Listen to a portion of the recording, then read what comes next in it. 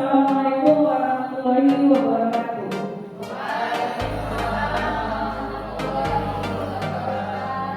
Kami pun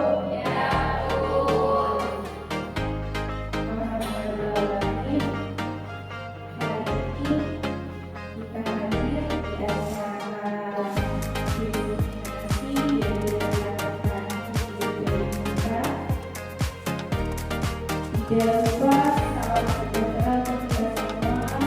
Kita panjatkan puja dan bersyukur kehadiran Allah Subhanahu wa Ta'ala atas berkumpul pada kegiatan hari ini. Tak lupa salawat dan salam kami berikan kepada junjungan kita Nabi Muhammad sallallahu alaihi wasallam. Kegiatan hari ini adalah estimasi budaya positif yang akan disampaikan oleh rekan-rekan didik kita angkatan 10. Sebelum kita mulai acara ini ada baiknya kita membuka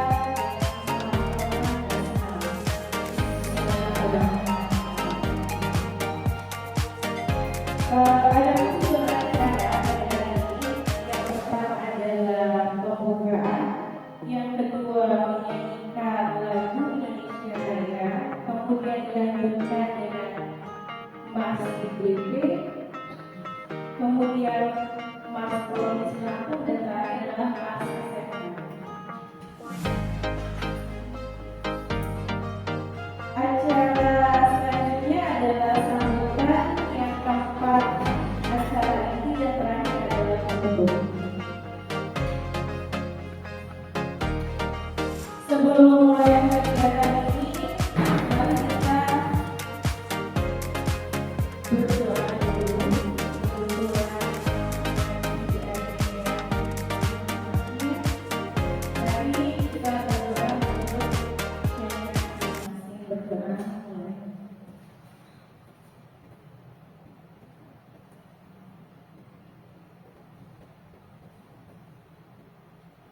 Berdoa selesai.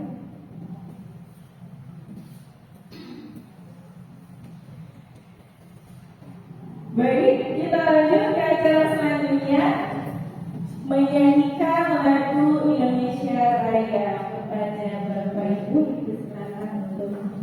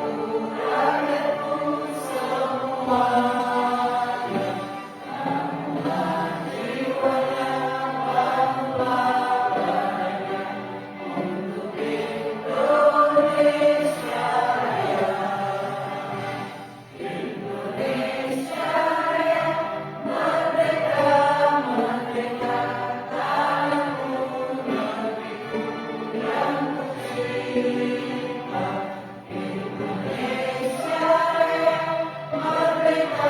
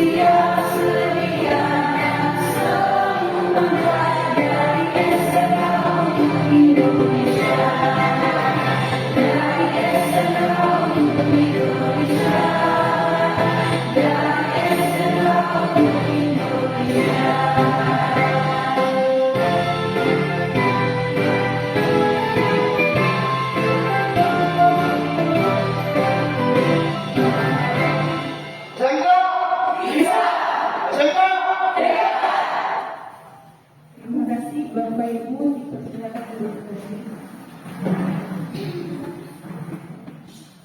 Boleh sambil minum, lumayan banyak yang peralatan ini.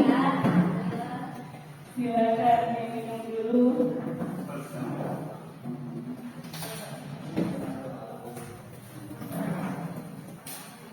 Sambil minum, saya memberikan sedikit informasi.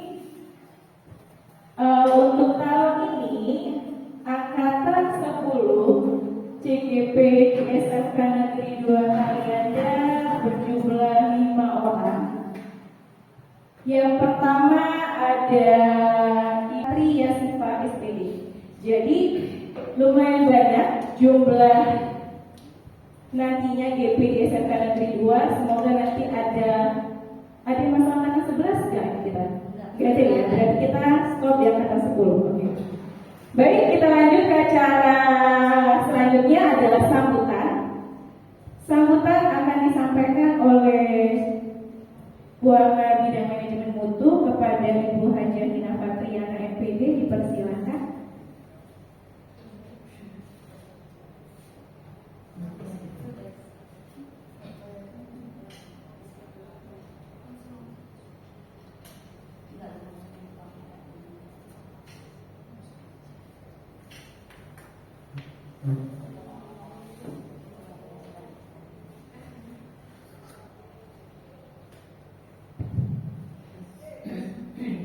Baik, bismillahirrahmanirrahim. Assalamualaikum warahmatullahi wabarakatuh.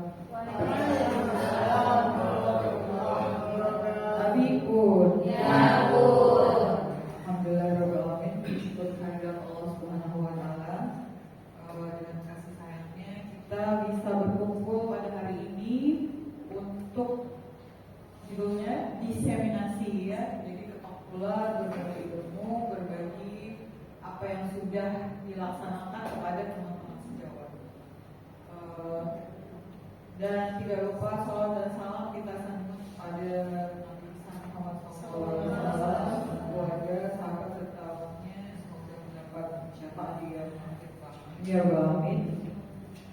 Bapak Ibu, ini atas nama kepala sekolah ya, mewakili Bapak Kepala Sekolah, mohon maaf tidak bisa ikut membuka acara ini karena beliau sekarang sedang ikut Zoom juga, BIMTEK, penguatan implementasi pembelajaran.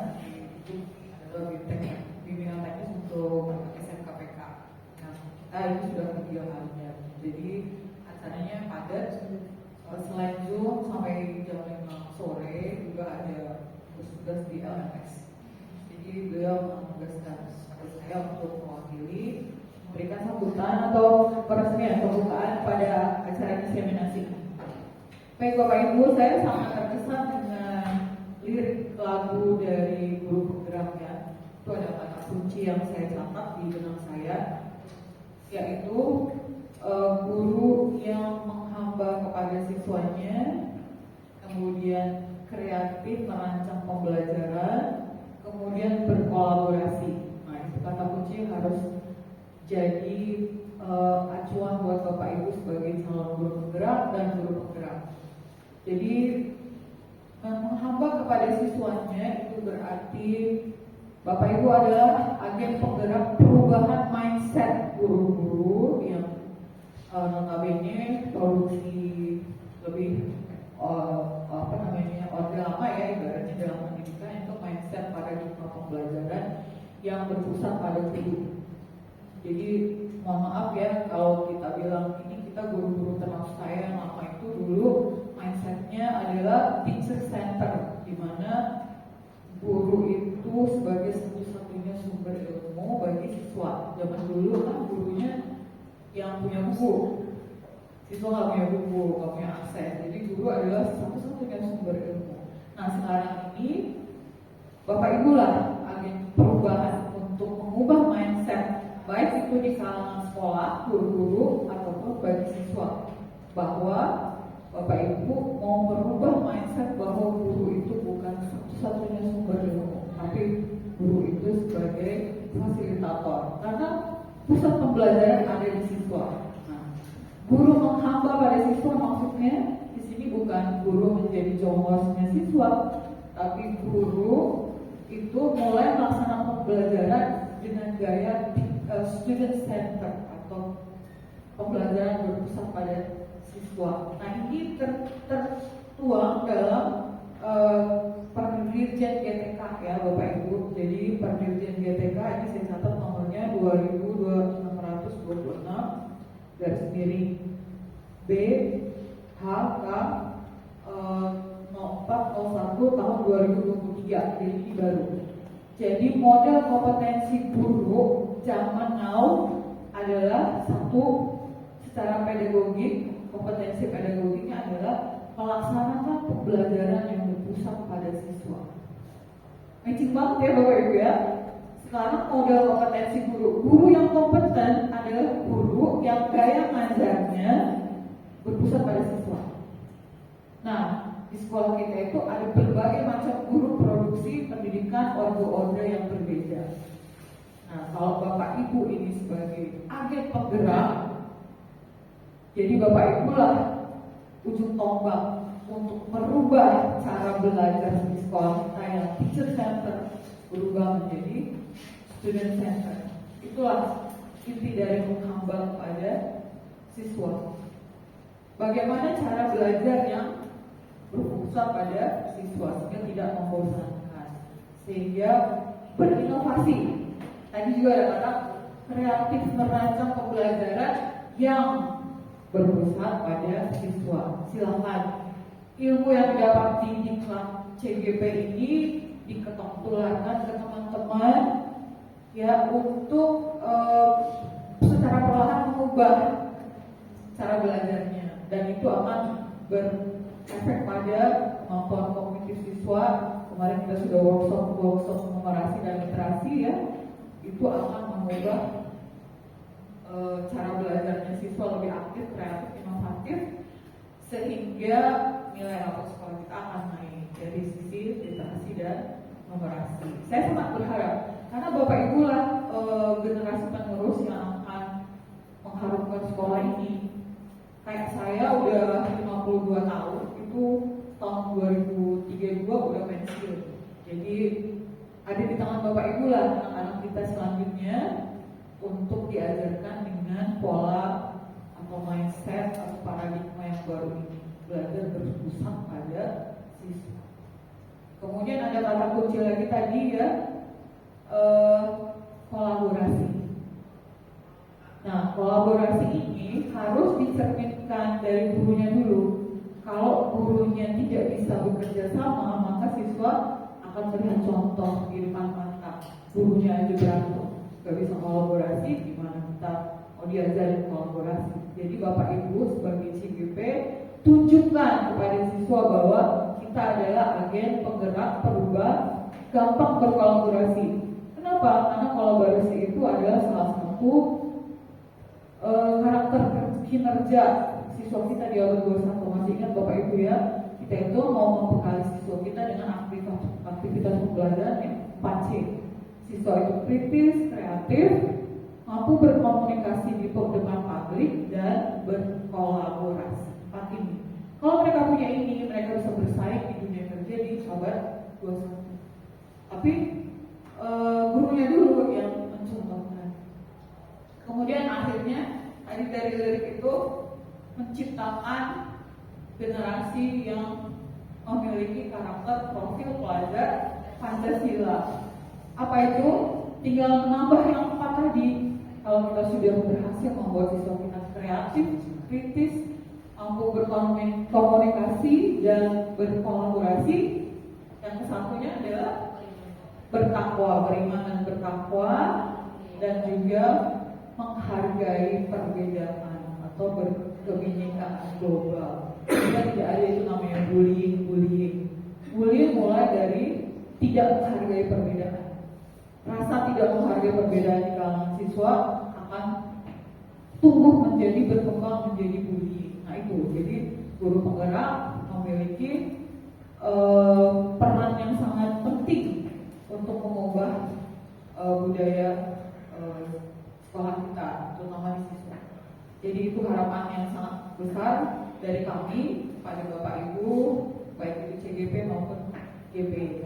Jadi dalam diseminasi ini nanti mohon semuanya menjadi gelas kosong ya Bapak Ibu. Jadi kalau kita mengikuti acara seperti ini, kita harus jadi gelas kosong. Apapun yang diberikan oleh teman pasti ada manfaatnya, biarpun cuma sedikit. Jadi jangan gelas penuh. Kalau gelas penuh, dikasih berapapun akan tumpah lagi. Karena terlalu yakin, terlalu bangga, atau terlalu sombong dengan kemampuan dirinya.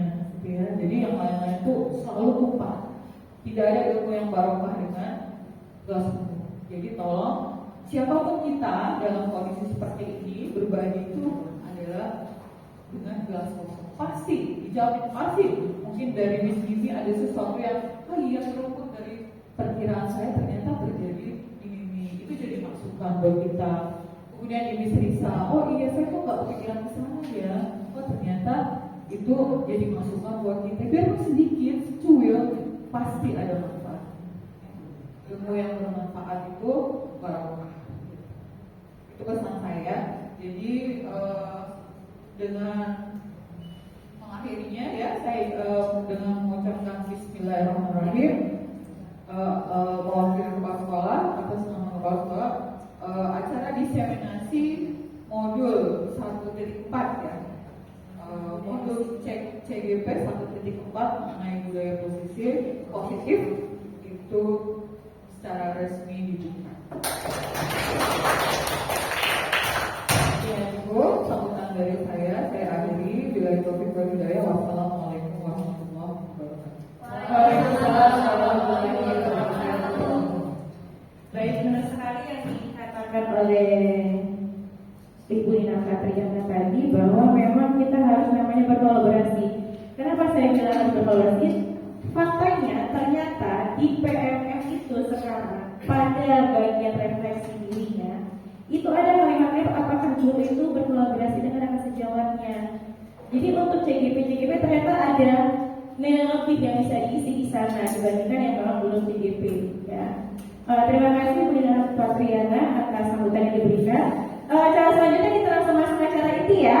Acara inti kita mengenai diseminasi modul 1.4 budaya positif yang pertama akan disampaikan oleh bersilakan. Bapak Ibu boleh silakan sambil Baik, Assalamualaikum warahmatullahi wabarakatuh. Waalaikumsalam warahmatullahi wabarakatuh. Terima kasih Bu Dewi yang telah memberikan kesempatannya untuk pemaparan aksi nyata di budaya positif. Perkenalkan, saya Natria Siva, saya CGP Angkatan 10 dari Lampung Selatan. Salam dan bahagia untuk kita semua. Semoga semuanya bahagia ya. Bahagia. Alhamdulillah, luar biasa. Oke, di sini ada pertanyaan pematik. Hukuman dapat mendisiplinkan anak, iya atau tidak, Ibu Risa? Tidak setuju. Tidak. Setuju atau tidak setuju? Tidak. Tidak setuju. Kemudian yang kedua ada pertanyaan lagi nih.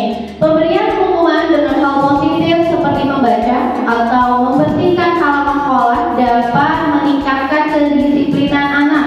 Setuju atau tidak setuju, Bu Mimi? Tidak setuju. Tidak setuju. Kemudian yang ketiga ada pertanyaan ya. Memberi penghargaan dapat meningkatkan motivasi belajar anak. Setuju atau tidak setuju, Bu Iman? Tidak, Mas. Tidak setuju. Tidak setuju. Baik, di sini banyak yang tidak setuju ya, Bapak Ibu. Kita lanjut.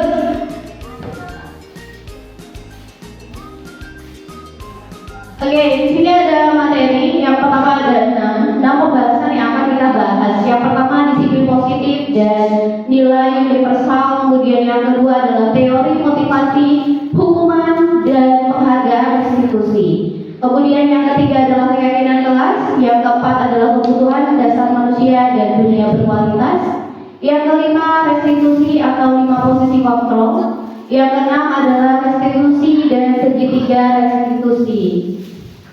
Di sini ada disiplin positif dan nilai universal.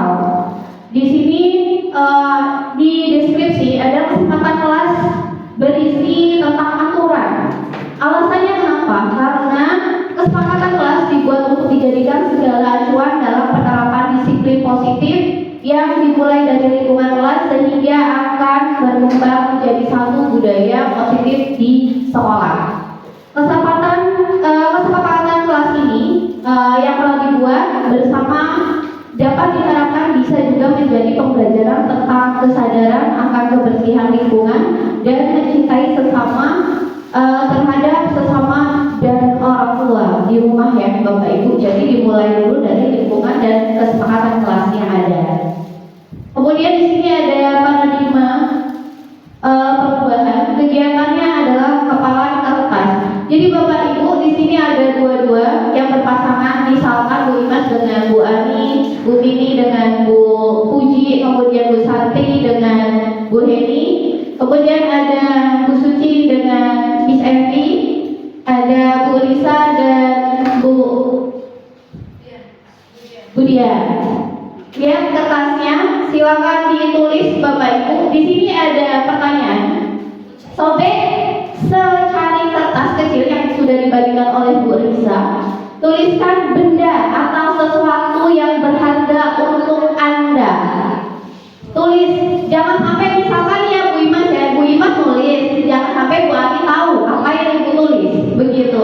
Nanti apa yang ditulis Bu Mimi, jangan sampai Bu Puji tahu dan seterusnya. Silakan ditulis Bapak Ibu. Sudah ditulis semua? Sudah ya? Oke Bu Mimi, silakan. Dengan Bu Uci, ya. Silakan. Bu Suci, Iya, Bu Mimi. boleh nggak lihat apa yang di tangan? Nggak boleh dong. Ini sangat berharga bagi saya. Dikit aja. Bisa.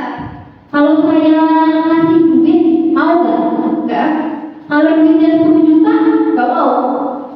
Lihat Bu, siapa tahu itu bermanfaat untuk saya loh.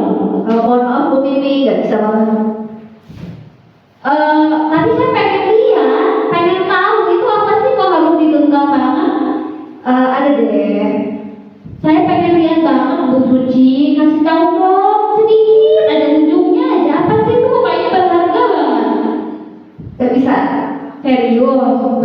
serius. Kalau nanti siang saya harus bisa lihat itu apa yang ada di genggaman ya. Tetap tidak bisa Bu Mimi, tapi saya pengen lihat Bu Suci. Gimana caranya saya harus lihat pokoknya. Nggak bisa. Ya udah deh kalau kayak gitu siang nanti saya pasti harus lihat. Tetap tidak bisa Bu. Oke, luar biasa sekali antara Bu Mimi dan Bu Suci. Silakan Bapak Ibu bertepuk tangan. Oke, terima kasih untuk aplausnya. Oke, next itu adalah contoh dari kegiatan kepalan tangan ya Bapak Ibu. Kemudian akan dilanjutkan dengan perubahan paradigma teori kontrol atau ilusi kontrol. Yang pertama, ilusi guru mengontrol murid. Kemudian ilusi bahwa kritik dan membuat orang merasa bersalah dapat menguatkan karakter. Yang ketiga adalah ilusi bahwa semua penguat positif efektif dan bermanfaat. Yang terakhir, ilusi bahwa orang dewasa memiliki hak untuk memaksa. Ini adalah ilusi kontrol. Next, di sini ada perubahan paradigma stimulus respon teori kontrol. Nggak salah ya ngomongnya ya, teori kontrol ya Bapak Ibu. Kemudian di sini siapa sesungguhnya yang memiliki teori kontrol? Yang pertama adalah stimulus respon. Kita mencoba untuk mengubah orang agar berpandangan sama dengan kita. Bisa atau tidak bisa? Tidak. Kemudian perilaku buruk dilihat sebagai satu kesalahan. Bisa atau tidak bisa? Tidak. Kemudian kalau di teori kontrol pilihan, kita berusaha memahami pandangan orang lain tentang dunia. Bisa atau tidak bisa? Bisa. Kemudian semua perilaku memiliki tujuan. Iya atau tidak? Benar sekali. Nah, ini ada beberapa stimulus respon dan teori kontrol dari pilihan ya, Bapak Ibu. Next, di sini ada disiplin positif. Dari teori kontrol ada beberapa cabang. Yang pertama, Anda tidak bisa menerapkan orang lain, hanya Anda yang bisa mengontrol diri Anda. Kemudian ada makna disiplin, belajar mengontrol diri dengan menggali potensi kita agar tercapai tujuan yang mulia. Kemudian di sini ada semua perilaku memiliki tujuan, ada motivasi, ada tindakan hukuman, kemudian ada imbalan, ada juga untuk menghargai diri sendiri. Dan ada 5 posisi kontrol juga, ada penghukum, ada membuat teman, ada pemantau, dan ada manajer. Kemudian yang terakhir ada 5 kebutuhan dasar manusia. Yang pertama adalah bertahan hidup, penguasaan, kasih sayang, kesenangan, dan kebebasan. Oke, kita lanjutkan.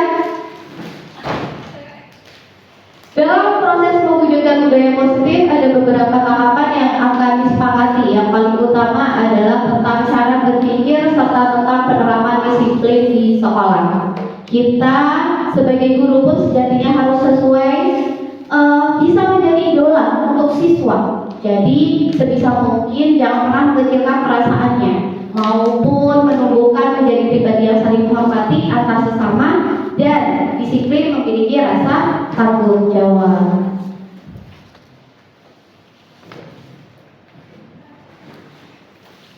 Oke, di sini yang kedua ada teori motivasi hukum dan penghargaan restitusi. Di sini ada teori motivasi yang berperilaku manusia. Yang pertama, untuk menghindari ketidaknyamanan atau hukum, ada yang akan terjadi apabila saya tidak melakukannya. Ia masuk ke motivasi eksternal. Kemudian yang kedua, untuk mendapatkan imbalan dari orang lain, apa yang akan saya dapatkan apabila saya lakukan, itu adalah masuk ke motivasi eksternal. Kemudian yang ketiga, untuk menghargai diri sendiri, saya akan menjadi orang yang seperti apa bila saya melakukan. Ini masuk ke motivasi internal atau tujuan disiplin positif. Nah, di sini Bapak Ibu, ada nggak yang bisa contohin di pertanyaan nomor 1? Apa yang akan terjadi apabila saya tidak melakukan? Itu motivasi eksternal. Contohnya ada tidak Bapak Ibu yang bisa menjelaskan? Mungkin Bu Lisna bisa menjelaskan.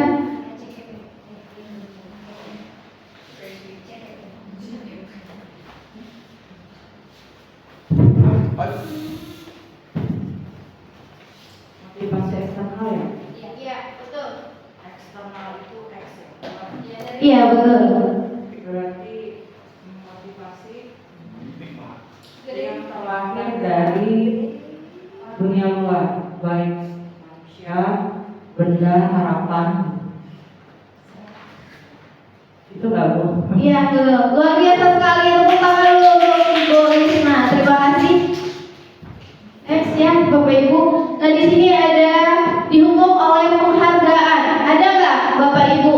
Kita memberikan kepada siswa kita dihukum oleh penghargaan. Contohnya pengaruh jangka pendek dan jangka panjang. Kemudian penghargaan menghukum. Kemudian ada penghargaan mengurangi ketepatan. Dan ada penghargaan tindakan efektif atau tidak efektif ketika kita memberikan penghukuman. Kemudian ada juga penghargaan merusak hubungan. Nah, di sini juga ada tentang perhitungan menuju ke kualitas. Kemudian di sini ada bentuk program. Next, di sini ada bentuk program kebijakan atau apresiasi. Dalam memberikan apresiasi atau pengakuan, apa sih yang dibilang pengakuan Bapak Ibu? Kemudian mungkin bisa menjelaskan hukuman itu, pengakuan itu apa? Apresiasi.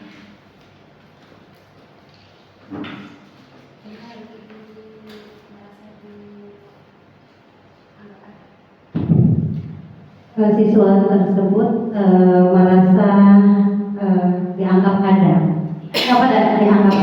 untuk apresiasi pengakuan. Jadi dia merasa diakui keberadaannya. Nah, betul sekali. Jadi siswa itu perlu adanya pengakuan ya Bapak Ibu atau apresiasi ketika kita menghukum.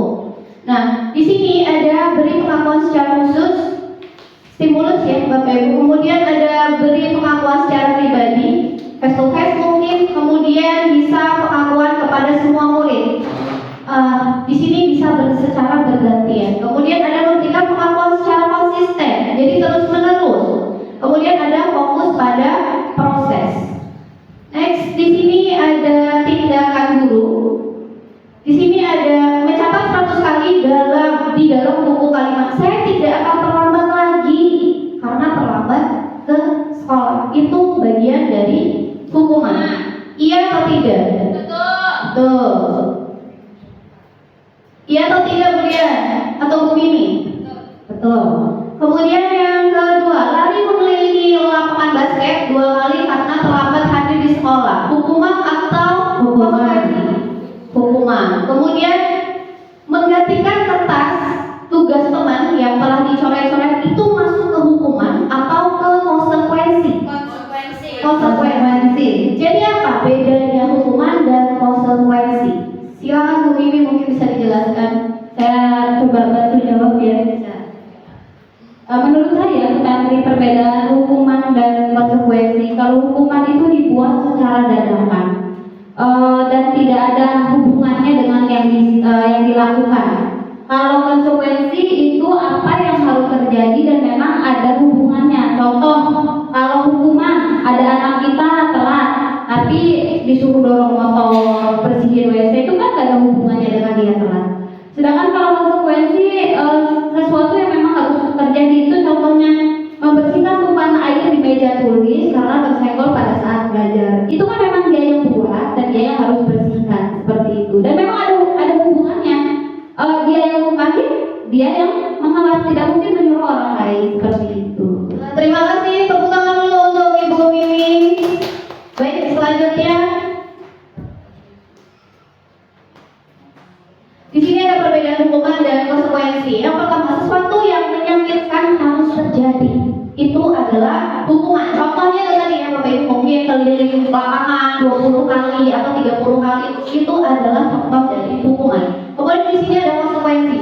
Sesuatu yang harus terjadi, seperti yang sudah dicontohkan dengan Bu Mimi tadi. Kemudian ada juga di sini anak membenci kedisiplinan. Itu bagian dari hukuman. Kemudian ada konsekuensi, stimulus atau tanggapan. Itu adalah konsekuensi. Jadi kita memberikan stimulus kepada anak-anak seperti itu. Apa itu restitusi? Restitusi adalah proses menciptakan kondisi bagi murid untuk memperbaiki kesalahan kesalahan mereka, sehingga mereka bisa kembali pada kelompok mereka dengan karakter yang lebih kuat. Itu dari dosen 2004 ya Bapak Ibu ya kutipnya. Next di sini ada identitas gagal, kemudian ada identitas sukses. Dari hukuman ada konsekuensi dan ada restitusi.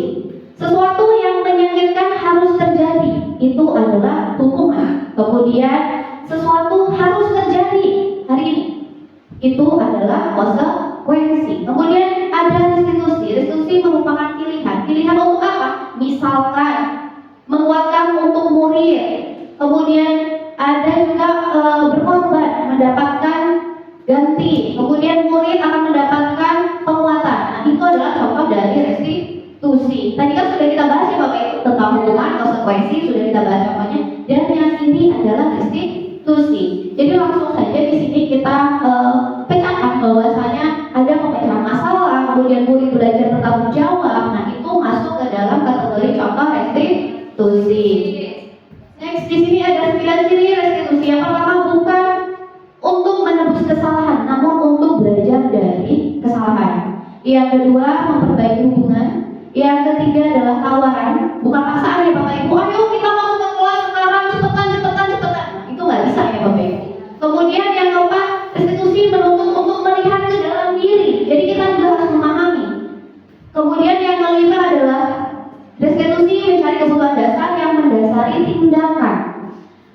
Kemudian yang keenam, restitusi ini adalah cara yang paling baik. Yang ketujuh, restitusi fokus pada karakter bukan tindakannya.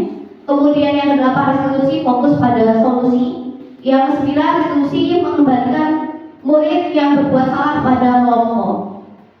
Di sini ada keyakinan kelas. Apa sih Bapak Ibu keyakinan kelas itu? Jadi yang mana yang merupakan keyakinan kelas? Mengapa? Mengapa harus keyakinan kelas? Kesepakatan kelas itu dibuat untuk apa sih Bapak Ibu? Bu Nisa mungkin bisa menjelaskan kesepakatan kelas dibuat untuk apa?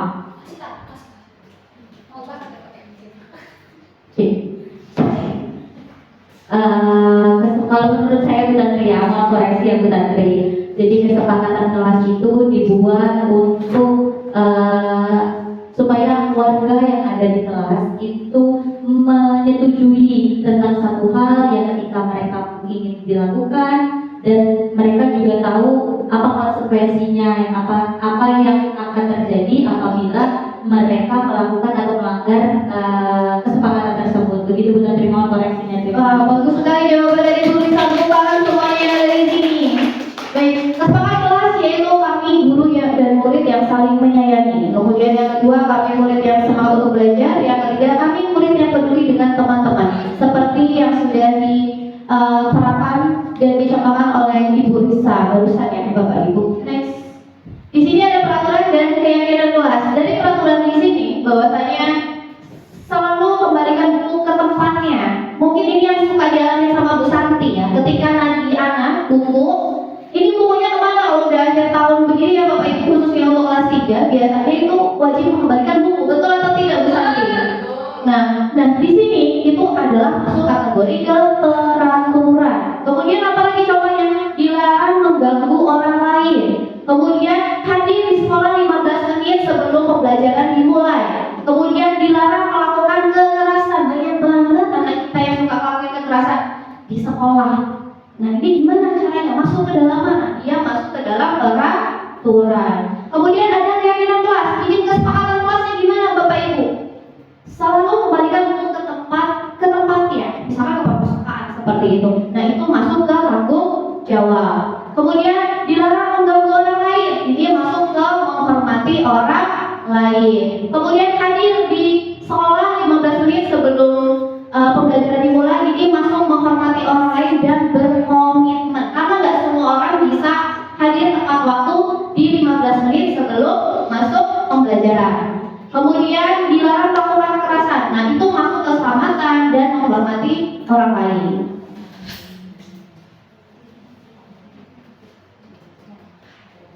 Nah, ini adalah kebutuhan dasar manusia, Bapak Ibu. Di sini ada kesenangan, ada kebebasan, ada penguasaan, ada kasih sayang dan rasa diterima, dan ada bertahan hidup. hidup.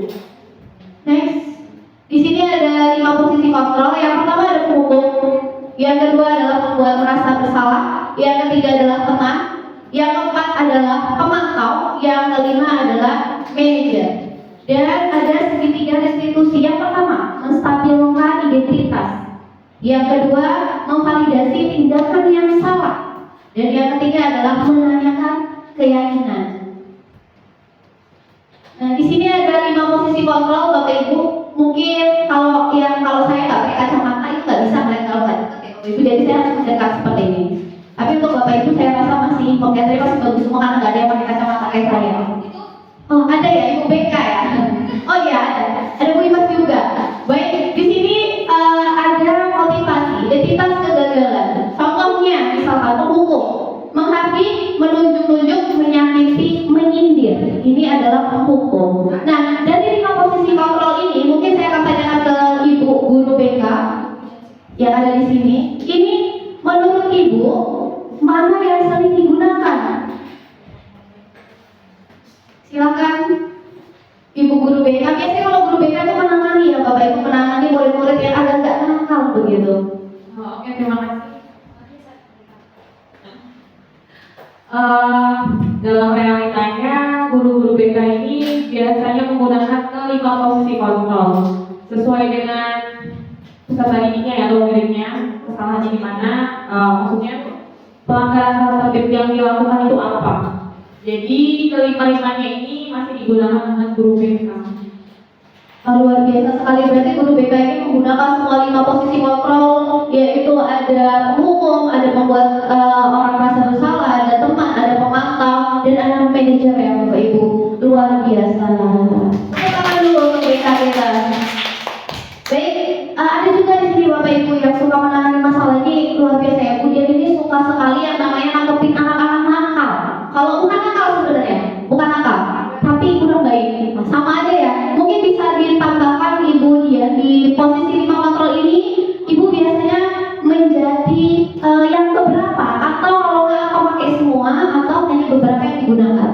Mohon dijelaskan. Menanggapi dari melanjutkan dari Bu Intan sebagai guru BK. Kalau saya sih 5 dari 5 posisi kontrol ini sering dilakukan, maksudnya gini, penghukuman, pembuat orang merasa bersalah karena dengan disindir ya, tadi teman, pemantau, manajer, dilihat dari kasus yang kita tangani atau anak yang kita tangani. Jadi kalau misalnya penghukuman, kalau posisinya saya saat itu berada di sebagai kedisiplinan, saya biasanya pakai penghukuman. Tapi kalau misalnya saya di kelas untuk mengatasi anak-anak yang bermasalah, itu biasanya sebagai teman dan pemantau. Dan manajer juga melihat kondisi anak. Jadi nggak semua anak kita memposisikan diri kita sebagai manajer. Dan kalau penghukum ini, ketika yang semua dari restitusi sudah dilakukan, pemahaman dan disiplinan sudah diterapkan ke anak, tidak juga ada hasilnya, tidak jelas. Ya kalau saya secara pribadi, penghukum ini posisi saya sebagai posisi kontrolnya. Berarti sebagai penghukum ya Bu ya, selama di sini ya Bu. Ya dilihat dari kondisi permasalahan ya Bu Tantri ya. Jadi kalau saya pribadi nggak tiba-tiba sebagai penghukum, yang saya sudah sering bekerja sama dengan Bu Mimi ya, dulu sebagai wali kelas di otomotif, kemudian mereka dengan Bu Intan, itu kita nggak serta merta langsung jadi penghukum.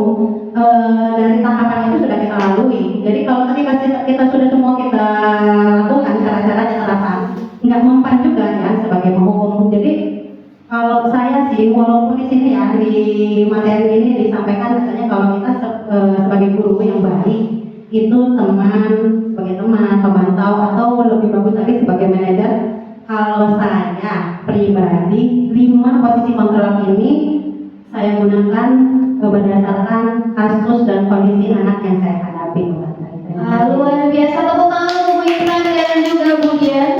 Baik, selanjutnya di sini ada pernyataan-pernyataan dan siapa yang mengatakan saya kecewa sekali dengan kamu. Ini adalah pernyataan-pernyataan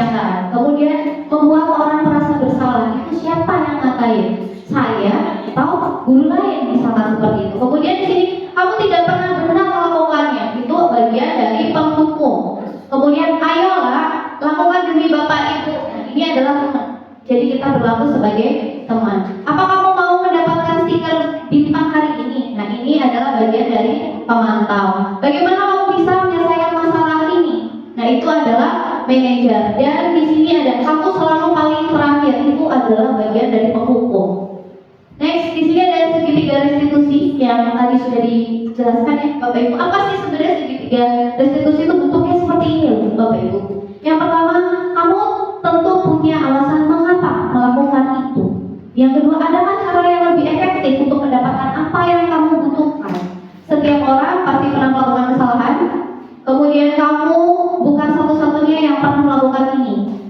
Nilai-nilai apa yang telah kita sepakati dan kamu ingin menjadi orang seperti apa? Nah, diambil dari segitiga restitusi yang ada di dalam kotak ini Bapak Ibu. Yang pertama ada validasi tindakan yang salah, ada menstabilkan identitas dan menanyakan keyakinan.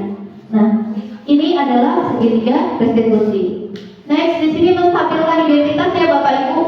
Untuk membuat anak merasa gagal karena berbuat salah menjadi positif terhadap dirinya. Guru berkata, berbuat salah itu hal yang manusiawi, tapi tidak ada manusia yang sempurna. Bapak Ibu juga berbuat salah, kita pasti bisa menyelesaikan permasalahan ini. Bapak Ibu tidak tertarik untuk mencari tahu siapa yang benar, siapa yang salah. Bapak Ibu bisa tertarik untuk menyelesaikan masalah. Yang keempat, kalau kamu menyalahkan diri sendiri terus-menerus, apa kamu bersikap baik pada diri sendiri? Validasi tindakan yang salah, membantu siswa mengenali basic kebutuhan yang ingin dipenuhi ketika melakukan kesalahan itu. Contohnya adalah guru berkata, kamu bisa saja melakukan hal yang lebih buruk, tapi kamu tidak melakukannya. Kamu pasti punya alasan memperlakukan apa yang lebih penting bagi kamu. Nah, itu adalah contoh dari validasi tindakan yang salah. Menanyakan keyakinan. Menanyakan keyakinan ini berhubungan dengan nilai-nilai ya Bapak Ibu. Anak melihat kesalahan dihubungkan dengan norma sosial dan nilai-nilai yang mendasari manusia berinteraksi dengan orang lain. Guru berkata, apa nilai yang kita percaya di kelas atau sekolah kita? Nilai-nilai universal apa yang telah kita sepakati? Jadi membuat kesepakatan di dalam kelas, idealnya seperti apa? Kemudian yang kedua, kamu ingin jadi anak seperti apa? Yang ketiga, apa yang kamu rasakan ketika kamu melakukan itu? Apa menjadi orang yang seperti apa? Nah, itu adalah menanyakan keyakinan. Next, refleksi. Nah, untuk refleksi mungkin bisa disampaikan oleh Bapak Ibu yang berkenan. Mungkin Bu Dian, silakan.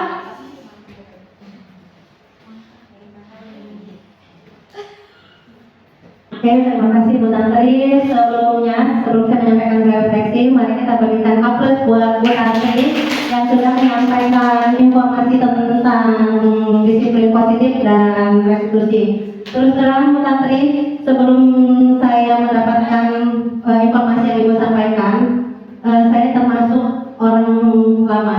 Saya masih menggunakan trik sistem lama. Luar biasa. Karena memang saya dibesarkan dengan pendidikan yang masih semi militer. Kalau saya mungkin masih militer ya, karena dulu saya SMK sedikit doa.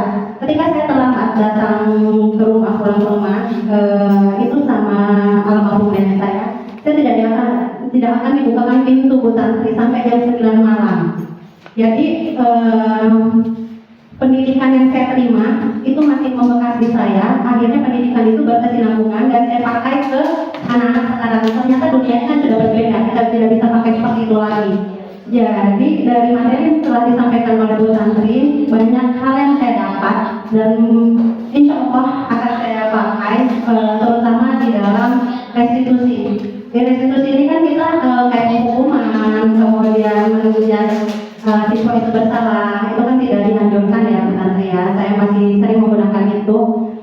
Kemudian saya pun akan berusaha menjadi guru yang menjadi teman terhadap siswa, kemudian sebagai manajer dan memantau. Jadi mungkin kedepannya Bu Tantri, saya akan banyak merepotkan Bu Tantri ya, karena kan pemahaman materi ini masih begitu singkat dari Bu Tantri. Jadi banyak hal yang belum saya pelajari dan belum saya pahami. tapi secara globalnya penyampaian Bu Tantri ini sangat bermanfaat buat saya dan semoga bermanfaat buat teman-teman yang lain. Dan terima kasih Bu Tantri telah menularkan ilmunya. Terima kasih Bu Tantri. Terima kasih kepada Bu Dian dan rekan sejawat hari ini. Saya akhiri, mohon maaf ketika saya banyak salah kata, salah pernyataan dan hal-hal yang lain. Kepada Allah saya mohon ampun. Saya akhiri. Assalamualaikum warahmatullahi wabarakatuh.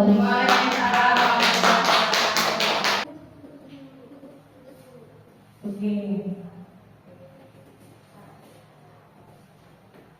Terima kasih kepada Bapak Ibu sekalian yang bersedia hari ini meluangkan waktunya. Semoga ilmu yang diberikan oleh beliau kita dapat mencernanya, kemudian bisa kita terapkan pada pembelajaran